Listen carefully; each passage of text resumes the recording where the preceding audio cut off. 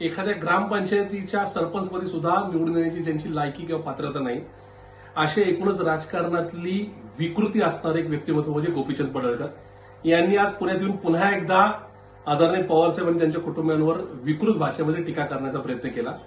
मला पुन्हा एकदा या ठिकाणी राज्याच्या जनतेला सांगायचंय की भाजपने अशी पाळीव माणसं पैशांनी पदांनी या ठिकाणी कायमस्वरूपी आपल्या गोठ्यात आपल्या प्रवेशद्वारात बांधून ठेवली होती, जी कायम विरोधी पक्षाच्या नेत्यांवर या ठिकाणी भुंकत असतात. त्याच्यापैकीच गोपीचंद पडळकर आहे. मला या निमित्तानं त्यांना सांगायचंय की पवार साहेबांच्या तुमच्यामध्ये निश्चित फरक आहे. कारण की तुम्ही एखाद्या मंगळसूत्र प्रकरणामध्ये, मंगळसूत्र चोरीच्या प्रकरणामध्ये हातामध्ये बेड्या घालून तुम्हाला पोलिसांनी अटक केलेली होती. तेवढी लायकी किंवा पात्रता कुठल्याही राजकारण्याने किंवा अलीकडच्या काळातल्या कुठल्या आमदारांनी गाजवलेली नाही. त्याच्यामुळं आपलं एकूणच मागचा इतिहास लक्षात घेऊन इथून पुढे तुम्ही निदान टीका करताना तारतम्य बाळगा. आमदार म्हणून निवडून आल्यानंतर समाजाचा विकास, राज्याचा विकास कशा प्रकारे करता येईल हे मांडा.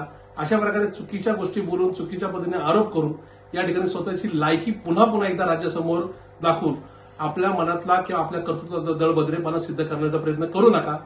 हाच माझा गोपीचंद पडळकरांना सल्ला आहे.